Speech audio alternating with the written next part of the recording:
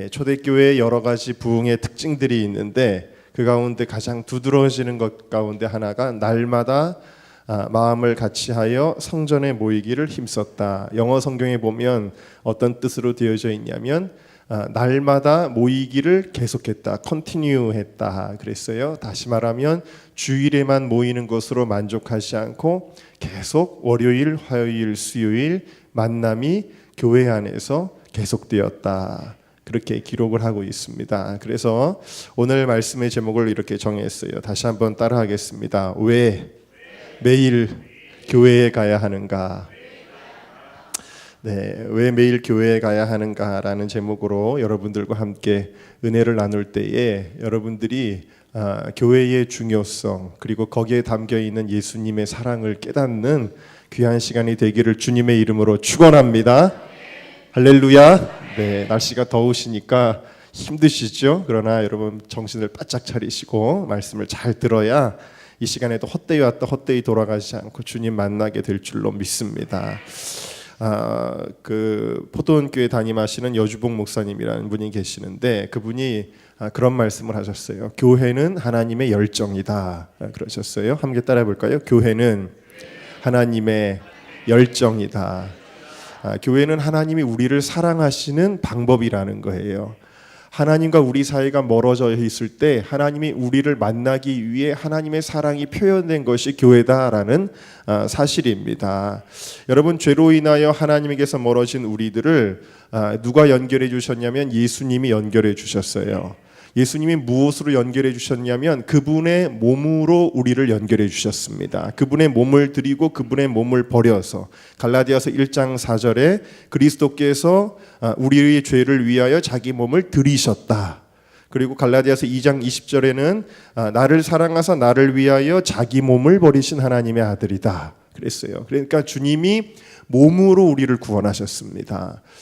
교회는 그럼 무엇으로 지어졌느냐? 교회는 건물로, 벽돌로, 시멘트로, 공구리를 쳐서 철근을 넣어서 지어졌느냐? 물론 그런 재료들이 쓰여졌겠지만 교회는 무엇으로 지어졌느냐? 우리가 분명히 기억해야 됩니다. 이렇게 우리를 위하여 버리신 예수님의 몸으로 지어진 것이 교회다라는 거예요.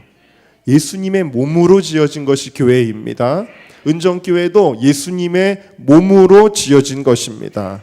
그래서 에베소서 1장 23절에 교회는 그의 몸이니 그랬어요. 예수님의 몸으로 지어졌기 때문에 이 교회는 예수님의 몸이다. 그렇기 때문에 여러분들이 이 교회에 들어오시는 순간부터 무한한 경외감을 느껴야 되는 거예요. 왜 그럴까요? 여러분들이 지금 예수님의 몸 안에 들어오셨기 때문이에요. 예수님의 몸 안에 들어왔기 때문에 이 교회에 이 벽돌 하나하나를 보면서도 여러분들은 뭘 느껴야 되느냐? 예수님의 사랑을 느껴야 되는 것입니다. 예수님의 몸이기 때문이에요.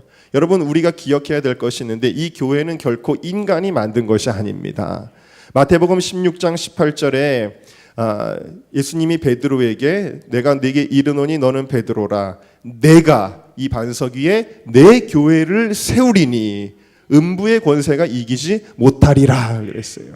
여러분, 교회를 누가 세우셨어요? 예수님이 세우셨어요. 여러분, 담임 목사가 세웠나요? 혹은 여러분들이 벽돌을 하나하나 날라서 세운 게 교회입니까? 혹은 기독교 대한감리회라는 어떤 조직에서 만든 것이 교회입니까? 여러분, 그렇지 않습니다. 교회는 예수님이 지으신 거예요. 예수님이 예수님의 몸으로 지으신 것입니다. 그러면 왜 예수님이 몸으로 교회를 지으셨을까? 처음에 말씀드렸죠. 교회는 주님의 열정입니다. 주님이 우리를 사랑하시기 때문에 교회를 지으신 거예요. 갑자기 어젯밤에 설교 준비를 하는데 선교사님 한 분이 저한테 카톡을 보내셨어요. 정말 뜬금없이 카톡을 보내셨는데 그 내용이 뭔가 하고 열어보니까 이빨을 빼고 이빨이라 그러면 안 되나요? 이를 빼고 이제 발치를 하고 나서 임플란트를 했나 봐요. 그래서 여기 입에다가 오랫동안 몇 시간 동안 거즈를 물고 있다가 그 거즈를 딱 꺼냈는데 피가 흥건하게 젖어 있더래요. 그런데 그 피를 보는 순간에 뜬금없이 문득 자기의 피와는 비교할 수 없는 예수님의 보혈이 생각났어요. 그러는 거예요. 그냥 피만 봐도 예수님의 보혈이 생각나는 여러분 이런 은혜의 사람이 되시기를 주의 이름으로 축원합니다. 그러면서 그래 예수님이 나 때문에 피 흘려 주셔서 내가 살았지. 나는 어떻게 하면 예수님처럼 누군가를 위해서 희생할 수 있을까? 그런 고백을 담아가지고 갑자기 밤중에 저한테 간증을 하시는 거예요. 여러분 예수님께서 피 흘리시기까지 우리를 사랑하셨습니다. 우리를 사랑하셔서 우리를 만나시려고 한 거예요. 죄로 인하여 멀어진 우리들에게 손 내밀어 주신 것입니다. 그래서 교회의 본질을 우리가 알아야 되는데 그 교회의 본질이 출애굽기 29장에 보면 잘 설명이 되어져 있습니다. 거기 보면 이렇게 써 있어요. 이는 너희가 대대로 여호와 앞 회막문에서 늘 드릴 번제라. 내가 거기서 너희와 만나고 네게 말하리라. 내가 거기서 너희와 만나고 네게 말하리라. 내가 거기서 이스라엘 자손을 만나리니 내 영광을 인하여 회막이 거룩하게 될지라.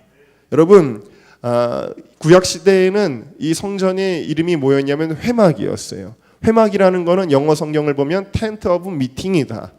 누구와 누가 만나는 곳이냐면 감히 죄인된 우리들이 거룩하시고 영존하신 창조주 하나님을 만나는 곳이 회막이다 라는 거예요.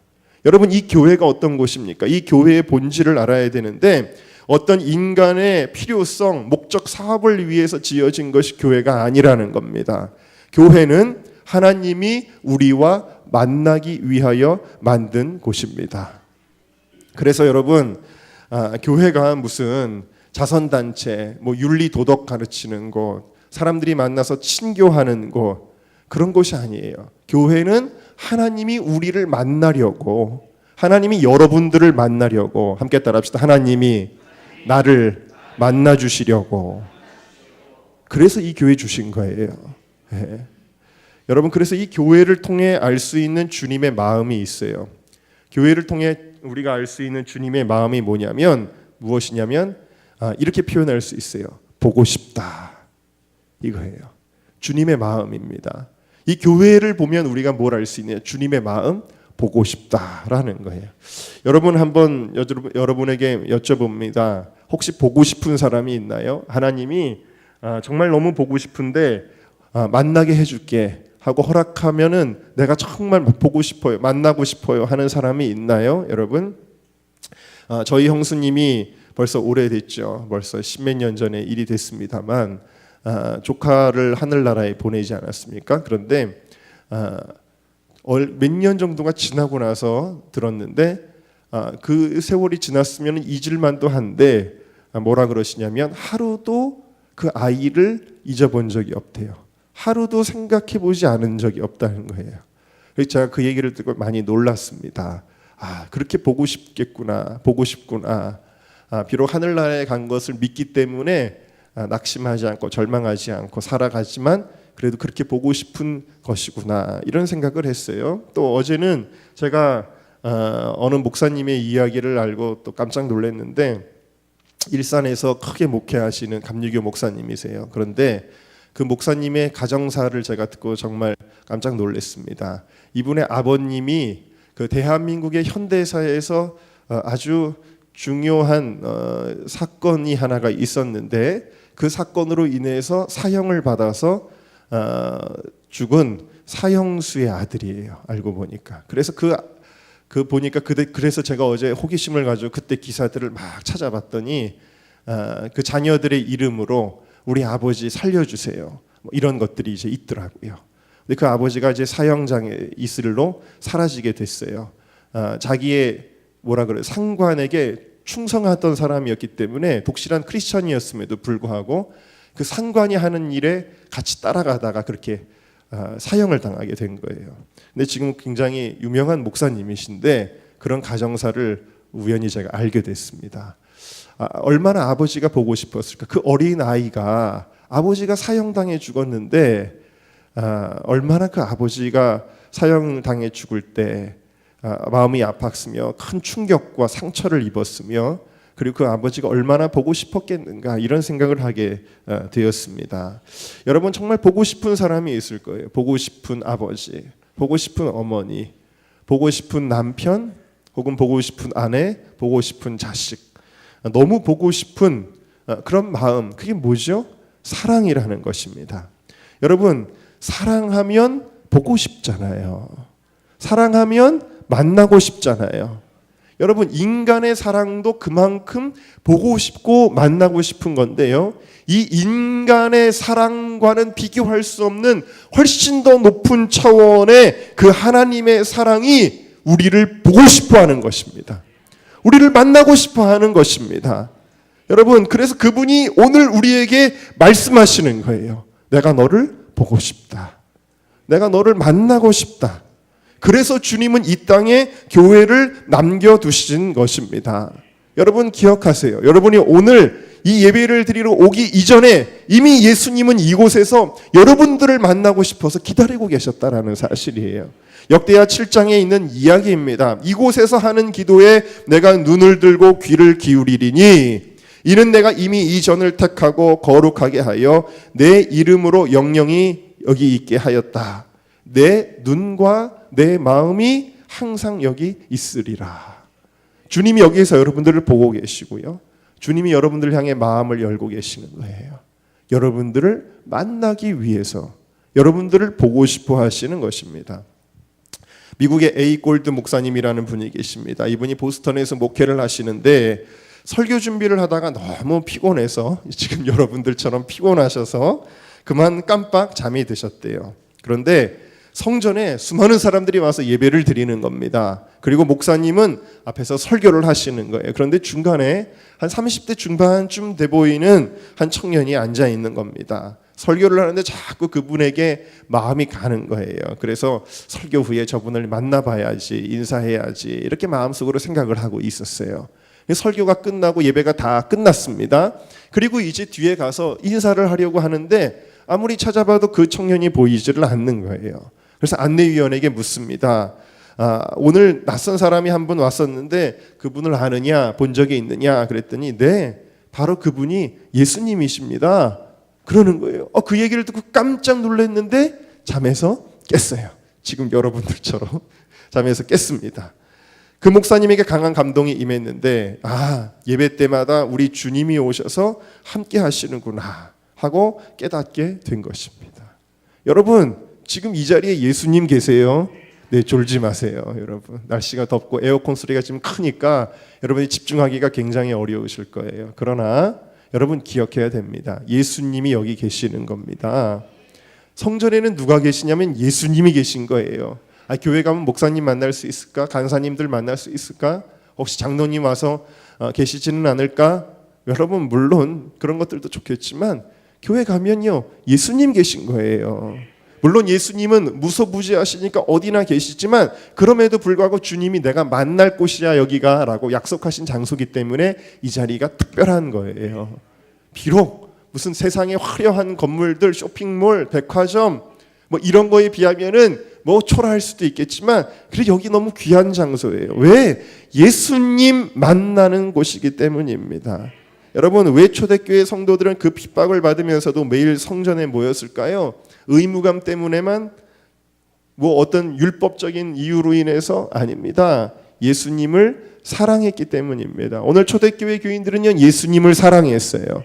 목숨보다 사랑해서 순교하기까지 했는데 그들이 사랑하다 보니까 자꾸 성전에 나오는 거예요. 누구 만나려고? 예수님 보고 싶어서, 예수님 만나고 싶어서. 그래서 예수님 계신 성전을 향했던 것이고, 핍박 때문에 성전에 모이기 힘들 때는 가정에서라도 모여서 떡을 떼었다라는 것은 그냥 밥 먹었다는 얘기가 아니죠. 성찬을 했다라는 거예요. 예수님의 이름으로 성찬을 나눴다라는 것입니다. 예배드렸다라는 것입니다. 여러분, 교회를 가는 이유, 예수님을 사랑하기 때문입니다. 왜 예배를 드리나요, 여러분? 지금 습관적으로 구원받으려고, 천국 가려고, 예수님 사랑하기 때문입니다. 여러분, 습관적으로 하는 거는요, 천주교인들도 해요. 그런 거는 여러분, 의무감으로 하는 거는 타종교인들도 하는 겁니다. 자기들의 구원을 위해서 뭔들 못하겠어요. 그런 거 아니에요. 우리의 예배는 그런 거 아닙니다. 우리의 예배는 나를 사랑하사 나를 위하여 자기 몸을 버리신 하나님의 아들 독생자 예수 그리스도의 그 은혜와 사랑을 기억하여 오늘도 그 사랑에 반응하는 거예요, 여러분들이. 네. 예전에도 말씀드린 적이 있는 것 같은데 제가 예광교회에 있을 때 그 철야 기도회 때였습니다. 안수 기도를 하는데 그날 성령의 임재가 강력하게 임했습니다. 그래서 많은 분들이 임재 가운데 막 쓰러지는 일들이 있었고, 성령의 임재가 너무 강하면 그냥 쓰러지는 게 아니라 아예 몸이 딱 굳어버리죠. 그래가지고 손가락 하나 움직이지 않는 거예요. 한 집사님이, 윤명 집사님이라는 분이 완전히 쓰러졌는데 온 몸이 굳어버렸어요. 그리고 거기서 하나님의 깊은 임재를 체험했습니다. 그리고 거기서 하나님과 깊은 교제를 나누게 되는 거예요. 교제를 나눴는데 갑자기 무슨 생각이 드냐면 사람들이 다 돌아가는 거예요. 다 돌아가는데 아이 걱정도 되고 빨리 집에 가야 되는데 막 생각이 들어가지고 막 억지로 일어나려고 그러는데 안 일어나지니까 저를 막 부르는 거예요. 누운 상태로. 목사님 저 좀 일어나게 해주세요. 일어나게 해주세요. 그래서 가서 제가 기도해 줬습니다. 예수님의 이름으로. 굳었던 몸이 풀리고 어깨가 풀리고 팔이 풀리고 다리가 풀리고 하나하나 기도해 줄 때마다 이제 몸이 풀리기 시작하는 거예요. 그리고 이분이 일어나서 집에 가려고 하는데 주님의 음성이 딱 들리더래요. 뭐라고 들리냐면 나는 너랑 더 있고 싶은데 너는 왜 자꾸 가려고 하니? 그런 주님의 음성이 들리더라는 겁니다. 여러분, 이것이 주님의 마음이에요. 지금도요. 나는 너랑 더 깊이 교제하고 싶은데 너는 왜 빨리 예배 끝나고 집에 갈 생각을 하니? 이게 주님의 마음이에요, 여러분. 그 누가 초청하는 거예요? 누가 말하는 거예요? 감히 나 같은 벌레만도 못한 정말 더럽고 추악하게 그지없는 이 미물만도 못한 인간인 나에게 거룩하시고 광대하시고 생명의 근원 되시는 그분께서 내가 너와 더 함께하고 싶다라고 말씀하신다니까요. 이 얼마나 놀라운 일입니까? 이것이 주님의 마음이에요. 여러분, 제가 그런 말씀 자주 드립니다. 제가 어렸을 때 중고등학교 때는요, 아이들이 매일 교회를 갔습니다. 학교가 끝나면 제일 먼저 가는 곳이 집이 아니에요. PC방이 아니에요. 학원이 아니었습니다. 제일 먼저 어디를 가냐면 가방 맨 채로 교회를 갑니다. 그리고는 가방을 뒤에다 탁 던져놓고 강대상 앞에까지 가서 요 앞에 탁 무릎 꿇고 기도하는 거예요, 학생들이. 그리고 또 누가 학교에서 돌아오면 또 그 학생도 와서 기도하는 거예요. 끊임없이 학생들이 와서 기도했었어요. 제가 어렸을 때는요.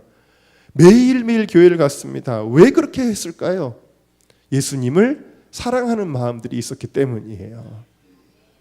여러분이 피곤하고 힘들어도 매일같이 교회를 들락거렸던 때가 있을 겁니다. 왜 그러셨을까요? 예수님을 사랑했기 때문에 그렇게 하셨을 것입니다. 그래서 여러분, 지치고 피곤하고 짜증나고 원망스러웠나요? 아니요. 행복했습니다. 사랑하면 행복해지는 것입니다. 여러분에게 묻습니다. 여러분 지금 행복하십니까? 지금 행복하세요, 여러분? 그리스도인의 행복은 환경과 조건에 있지 않습니다. 그리스도인의 행복은 내 안에 주님의 사랑이 느껴지는가에 있는 거예요. 내가 지금 주님과 사랑하고 있는가, 내가 주님의 임재 가운데 주님과 동행하고 있는가가 그 사람의 행복의 조건이에요. 그리스도인들은요. 왜? 참된 가치를 알기 때문에 물질로 행복감을 느낄 수 없어요. 세상의 즐거움으로는 행복감을 느낄 수 없어요. 그런 것들은 더 우리를 목마르게 하는 소금물 같은 것입니다. 우리는요, 비록 가난해도 병들어도 주님이 함께 하시면 행복할 수 있습니다. 그게 그리스도인의 행복의 조건이에요. 보십시오. 다니엘의 세 친구가 어디로 들어갔냐면 불구덩이로 들어갑니다. 거긴 무서워서 벌벌 떨며 오줌을 지리며 들어가는 곳이어야 됩니다. 그런데 그들은 찬송하며 들어가는 것입니다. 근데 그들이 털 하나를 상하지 못하게 하시는 예수님이 그곳에 계셨어요. 이게 무슨 얘기예요? 다니엘의 세 친구는 불같은 시험을 당했을지라도 예수님과 함께 있기 때문에 행복할 수 있었다라는 이야기입니다. 바울과 실라가 매를 맞고요, 억울하게 누명을 쓰고 감옥에 들어가서 문이 꽝 닫혔습니다.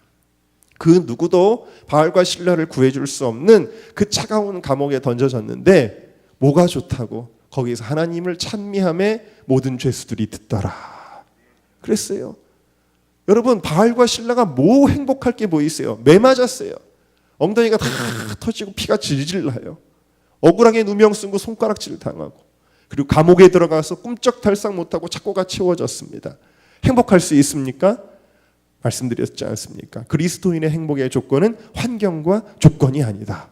그들은 행복했습니다.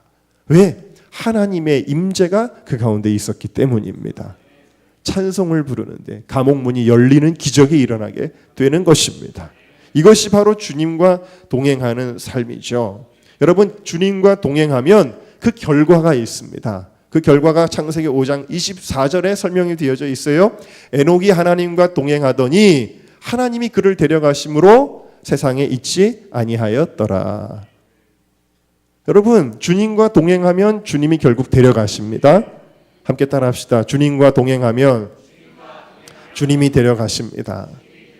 여러분, 주님과 동행하던 사람들이 예수님 다시 오실 때 주님 맞이하는 거예요. 주님 생각도 안 하고 주님과 상관없는 삶을 살던 사람들은 어떻게 되느냐? 마태복음 25장에 보면 10처녀의 비유가 나오는데 5명은 성령 충만하고 5명은 기름이 다 떨어졌다 그랬어요. 기름 다 떨어졌다라는 건 뭐예요? 주님의 임재가 다 떨어졌다라는 거예요. 건조한 은혜의 삶, 은혜가 다 말라버린 삶, 그냥 형식적으로 등만 들고 다니는, 껍데기만 있는, 형식적으로 그냥 예배만 출석하는 그런 삶이었다. 전혀 주님과 상관없는 삶을 살던 사람들은 신랑이 오셨다, 예수님이 오셨다, 할렐루야 하며 일어나야 되는데 어떻게 했어요? 허둥지둥 허둥지둥. 어떻게 기름이 없어.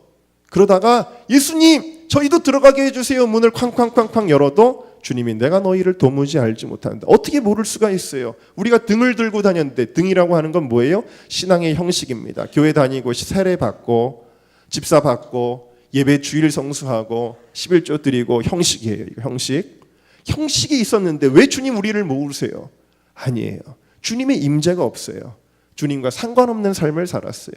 그러면 허둥지둥 되는 겁니다. 여러분, 그러나 성령이 충만했던 5 지혜로운 처녀들은요, 기쁨으로 주님을 맞이하여 공중잔치에 들어가게 되어진 거예요.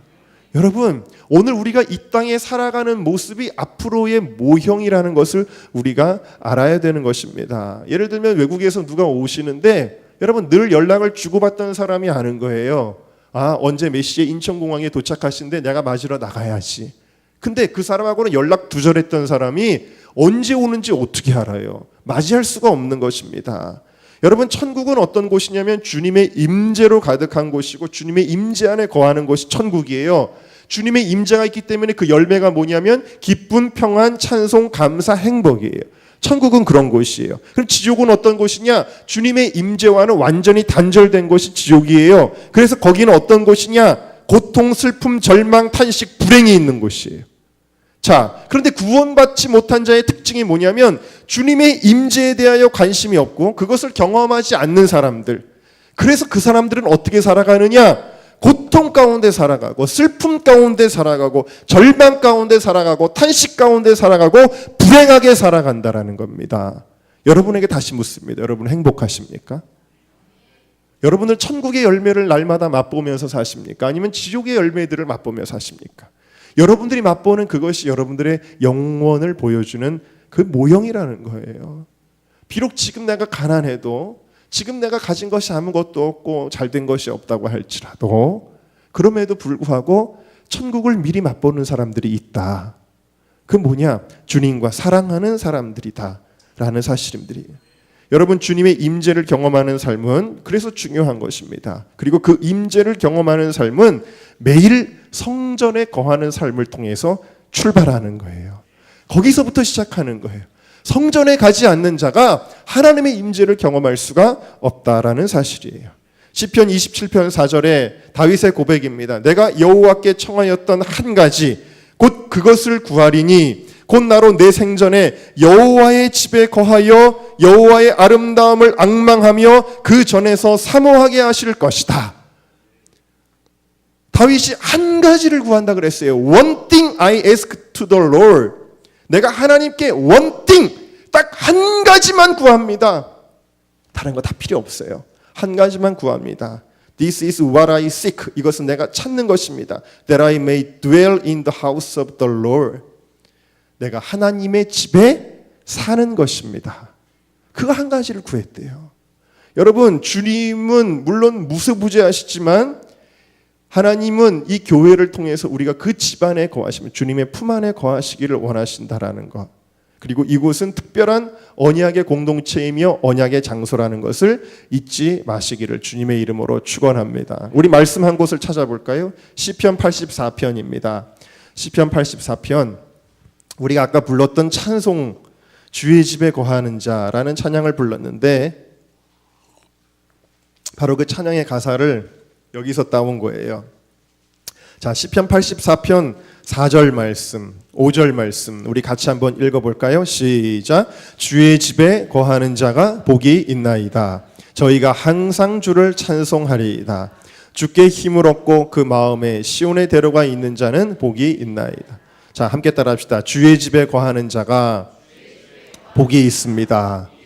누가 복이 있냐면 물질을 많이 얻은 자, 명예를 얻은 자, 세상의 권력을 얻은 자, 세상의 즐거움을 만끽하는 자가 아니라 복이 있는 사람은 시편 1편에서도 복이 있는 사람은 장소에 대한 문제를 얘기했듯이 복이 있는 사람은 주의 집에 거하는 자다 그랬어요. 우리 장로님 네 분이 지난 주간에 보니까 교회에서 주무시고 계속 사시더라고요. 복이 있는 것입니다. 네, 복이 있는 거예요. 주의 집에 거하는 자가 복이 있도다 그랬어요. 네. 그래서 이 주의 집에 하나님의 집에 있는 자가 복이 있는데 5절을 보면 주께 힘을 얻고 하나님께 능력을 얻고 그 마음의 시온의 대로 하나님과의 교통이 고속도로가 뚫린 자는 복이 있다. 그러면서 우리 8절도 같이 읽어볼까요? 시작. 만군의 하나님 여호와여 내 기도를 들으소서. 야곱의 하나님이여 귀를 기울이소서. 9절 우리 방패이신 하나님이여 주의 기름 부으신 자의 얼굴을 살펴보옵소서. 자, 그 다음에 11절입니다. 여호와 하나님은 해요 방패시라. 여호와께서 은혜와 영화를 주시며 정직히 행하는 자에게 좋은 것을 아끼지 아니하실 것입니다. 12절 만군의 여호와여 주께 의지하는 자는 복이 있나이다. 여러분 함께 따라할까요? 성전은 혹은 교회는 모든 출발점입니다. 무슨 얘기냐면요, 교회에서 하나님 앞에 나와 주님 앞에 다윗처럼 부르짖어 내 기도를 들으소서. 우리 방패이신 하나님이여 내 얼굴을 살펴보옵소서. 기도하는 순간 하나님을 만나는 거예요. 그럼 거기서부터 풀리고 거기서부터 시작하는 거예요. 네. 모든 출발점이 되는 겁니다. 이 주님과의 만남이. 그래서 여기서 우리는 매일 교회에 가야 하는 또 하나의 이유를 발견하게 되는데 그것은 주님을 의지하기 때문이에요. 내 힘으로 살 수 없기 때문에, 내가 앞일을 모르기 때문에, 내가 어떤 것이 생명의 길인지 어떤 것이 멸망의 길인지 내가 모르기 때문에, 내가 어떻게 해야 큰 문제가 풀릴지 내겐 힘이 없고 능력이 없기 때문에, 나는 주권을 가지고 있지 못하기 때문에 오직 주권자이신 주님이 내 삶을 인도해 주시고 풀어주셔야만 내 삶이 풀리기 때문에, 주님이 열어주셔야만 열리기 때문에, 그래서 주님을 의지한다면 주님 앞에 먼저 나오는 거예요. 먼저 그의 나라와 그의 의를 구하라. 그리하면 내가 이 모든 것을 너희에게 더하시리라. 할렐루야. 그렇게 되는 겁니다. 그러니까 여러분 주님 앞에 나올 때 모든 게 풀려요. 저는 새벽 시간에 그런 걸 참 많이 경험하는데 되게 고민이 많죠. 어떤 계획을 세워야 되는 일들이 많이 있습니다. 사역의 계획들, 특별히 홀리위크나 이런 것들을 준비할 때 계획을 세우고 결정을 해야 되고 아이디어가 필요한 게 너무 많거든요. 근데 그게 언제 풀리냐면 새벽에 엎드려서 기도하다 보면은 그냥 쓱 떠올라요. 감동이 오고 그런 것들이 풀리기 시작해요. 내가 뭘 하면 되겠구나. 그 뭘 하면 되겠구나가 내 생각에서 나오는 걸 가지고 될 것 같아도 하면 안 되는데 하나님의 감동으로 떠오르는 걸 가지고 하면은 되더라는 거예요. 그러니까 출발점이 중요한 거예요. 내게서 출발하는 일들은요, 피곤하고 실패하지만 하나님께로부터 출발하는 일들은 반드시 열매를 맺는 것을 경험할 수가 있는 것입니다. 여러분, 그래서 여호수아 18장에 보면은 이런 말씀이 나와요. 이스라엘 자손의 온 회중이 실로에 모여서 거기 회막을 세웠으니 그 땅이 이미 그들의 앞에 돌아와 복종하였습니다. 이런 표현이 있어요. 이게 무슨 얘기냐면 여호수아가 이끄는 이스라엘 백성이 가나안 땅에 들어가는데 정복 사업이 갑자기 지진부진해진 거예요. 지체하고 있는 거예요. 그런 상황 가운데서 여호수아가 연설을 하거나 으쌰으쌰하거나 계획을 세우거나 군사작전 회의를 한 게 아니라 어떤 일을 하게 되냐면 회막을 세웠다. 이스라엘 백성들이 하나님 앞에 그 회막에서 예배하고 제사한 것입니다. 여기서 풀리기 시작합니다. 예배를 드리니까 풀려요. 교회에 나와서 주님께 엎드리니까 풀려요. 거기서부터 풀리는 거예요. 그래서 여호수아가 하나님께 받은 바 감동을 가지고 각 지파의 두령들에게 가서 그림을 그려와라. 그림을 주는 거예요. 그림을. 비전을 주는 겁니다. 비전을. 하나님이 그렇게 이스라엘 백성들로 하여금 마지막 정복 사업을 이루게 하시는 놀라운 성과들이 그 다음부터 척척척척척척 일이 되는 역사들이 일어나게 된 것입니다. 여러분, 안 풀리나요? 막막하나요? 뭐가 잘 안 되나요? 원인이 어디 있는 줄 아세요? 주님과의 만남으로부터 풀어지지 않기 때문이에요. 여러분, 주님 앞에 엎드려 보세요. 내가 용쓰고 내가 힘써도 안 되는 일이 주님 앞에 엎드리면 풀리는 것을 경험하게 됩니다. 그러므로 매일 주님 앞에 나가야 되는 이유는 뭐냐? 매일 우리의 삶이 풀려야 되기 때문입니다. 여러분, 주일날 하루 만나가지고 어떻게 우리의 인생이 풀리기를 원하냐 하는 것이 너무나 안타까운 이야기라는 것입니다. 여러분, 초대교회는 위대한 교회였습니다. 오늘 우리가 읽었습니다만 로마 제국의 창과 칼을 이겨낸 교회가 초대교회입니다. 가진 것 아무것도 없는데도 그 로마를 복음으로 정복한 교회가 초대교회입니다. 목숨을 버리기를 아까워하지 않은 교회가 초대교회입니다. 아무리 죽여도 아무리 핍박하고 아무리 사자밥으로 던져도 오히려 그 수가 날마다 더한 교회가 초대교회입니다. 초대교회에 가진 것이 무엇이냐? 그건 오직 예수 그리스도의 이름의 능력밖에는 없었어요. 이 위대한 승리는 초대교인들이 날마다 마음을 같이하여 성전에 모이기를 힘쓸 때 부어진 것임을 여러분들이 깨달으시기를 주의 이름으로 축원합니다. 우리처럼 신앙생활 했으면 핍박을 못 이겼을 거예요, 아마. 오늘날 현대교회처럼 했으면 로마의 창과 칼을 이겨낼 수 없었을 것입니다. 그런데 그들은 날마다 주님 앞에 엎드렸기 때문에 능력을 받은 거예요. 모든 일의 출발점 내가 아니라 주님이 되셔야 되는 것입니다. 여러분, 주님과의 만남처럼 위대한 것이 없어요. 이제 우리가 40일 동안 기도 행전을 내일부터 시작합니다. 이 40일 기도 행전이 위대한 만남이 되시기를 주님의 이름으로 축원합니다. 우리가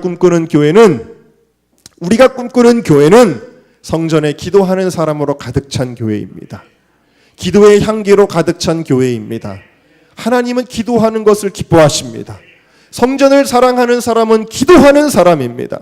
기도가 죽으면 개인의 신앙이 죽고, 기도가 죽으면 교회는 죽을 수밖에 없지만, 기도가 살면 여러분들이 살고, 기도가 살면 교회가 사는 것입니다. 여러분, 기독교 대한감리회에 우리가 소속이 되어져 있는데, 기독교 대한감리회의 8년 전 2010년도에 교인 숫자가 몇 명이었냐면 158만 7,385명이었어요. 그런데 현재 감리교인의 숫자는 133만 4,178명이 되었습니다. 지난해보다 6만 명이 줄었고요. 지난 5년 동안 줄어든 감리교인의 수가 21만 6,662명입니다. 여러분, 비참한 일이죠. 얼마나 무시무시한 숫자냐면 5년 동안 서울 남년의, 한강 이남의 서울 남년의 모든 감리교인의 숫자가 지금 한 20만 명 정도 되는데 그 교인이 다 사라진 거예요. 지난 5년 동안에, 2010년부터 지금까지 모든 이 서울 남쪽에 있는 교인들이 다 사라지는 이런 비참한 일들이 왜 일어났을까요? 왜 일어났을까요? 건물은 있는데 기도하는 사람이 없어졌기 때문입니다. 기도가 사라지면 그러면 주님과의 사랑이 식어지는 것입니다. 그런 교회는 무너지는 것입니다. 여러분, 부흥하는 교회의 특징은 무엇인가요? 언제 가도 기도하는 사람이 있다라는 거예요. 제가 홀리위크를 섬기면서 처음에 대전에 그 우리 교회 오셨던 김남문 목사님 교회 거기 갔는데 계속 갈 때마다 본당에서 기도하는 소리가 막 들려요. 목사님이랑 대화하는 중에도 막 방언으로 막 기도하는 소리가 들려요. 부흥하는 교회. 지금 이렇게 줄어드는 시대지만 여러분, 은정교회가 지금 우리 관악서 지방에서 순위가 계속 올라가고 있어요. 우리 교회가 예전엔 거의 밑에서 중간 밑에 이렇게 있었는데 지금은 위에 상위권에 있어요. 우리 교회가 잘해서 그런 줄 아세요? 다른 교회가 줄어서 그래요. 지금 다 줄었어요, 교회들이. 그래서 우리 교회가 순위가 올라갔는데, 여러분, 그런데 이런 시대 가운데 부흥하는 교회들이 있어요. 부흥하는 교회들의 특징은 언제 가도 예배당에 기도하는 사람들이 있다라는 거예요. 작은 형님이니까 자랑해도 되겠죠. 최상훈 목사님 목회하시는 화양교회가 금년 연회 때도 교회 성장상을 받았습니다. 그런데 그 화양교회 특징이 뭐냐면 갈 때마다 기도하는 사람들이 끊이지 않아요. 본당에 기도하는 사람들이 있고, 밤에 가면 청년들이 밤 12시가 넘어서도 계속 기도하는 소리가 들려요. 그리고 화양교회 앞에 그 광장이 있는데 그 광장 앞에 지나가도 그 기도 소리가 밖으로 새어서 들려요. 이게 부흥하는 비결은 다른 거 없어요, 여러분. 무슨 부흥하려면 뭐 설교가 더 좋아야 되고, 찬양대가 아름다워야 되고, 찬양팀이 뭐 아주 훌륭해야 되고, 다 부수적인 거예요, 여러분. 다 무엇이 중요하냐면 무엇이 중헌디, 그런 표현이 있죠. 여러분, 교회가 부흥하려면 무엇이 중헌디? 기도가 비중한 거예요. 기도가. 네. 기도하는 사람들이 왕왕 거려야 여러분들이 살고, 여러분들의 가정이 살고, 여러분의 직장과 사업이 살고, 여러분의 자녀들이 살고, 우리 은정교회가 살고. 그리고 우리 은정교회는 큰 교회잖아요, 여러분. 왜 큰 교회예요? 꿈이 크면 큰 교회예요, 여러분. 대한민국을 향해서 기도하잖아요. 우리는 시시하게 그냥 주님 오늘 매출이 많이 올라가게 해주세요. 우리는 시시하게 그 정도로 머물지 않지 않습니까? 우리는 대한민국을 놓고 기도하잖아요. 이제 더 나아가서 선교사 보내는 교회 돼야 되잖아요, 여러분. 네, 여러분 어떻게 해야 됩니까? 이 본당에서 끊임없이 오셔서 기도하셔야 됩니다. 여러분, 날씨도 더운데 집에서 전기요금 나가는데 에어컨 틀고 아낀다고 또 선풍기 틀었다가 그러지 마시고요. 교회 오셔서 기도하세요. 네, 전기요금 나간다고 뭐라 안 드릴게요, 여러분. 여러분, 교회에서 끊임없이 기도하는 성도들이 있고, 아이들이 있고, 청년들이 있고, 여러분, 그렇게 된다면 하나님이 이 교회에 생수의 강이 넘칠, 에스겔의 환상이 무엇입니까? 강단에서부터 물이 넘쳐납니다. 그리고 그 물이 막 흘러나가는데 발목에 잠기더니 더 차고 넘쳐서 무릎을 넘어가고 온 배와 가슴을 넘어서 완전히 잠기게 되는 은혜의 역사들이 어떻게 일어납니까? 성령님이 임하실 때, 주님의 임재가 있을 때, 다시 말하면 기도할 때, 그런 역사가 일어나는 줄로 믿습니다. 여러분, 은정교회가 그런 교회 되기를 주님의 이름으로 축원합니다. 부흥은 어떤 외적인 현상이 아니라 부흥은 우리가 주님의 사랑이 부어지는 거예요. 은정교회가 매일 주님을 사랑하기 때문에, 은정교회가 매일 주님을 의지하기 때문에 이전에 기도의 사람들이 끊이지 않는 역사가 일어날 수 있기를 주님의 이름으로 축원합니다.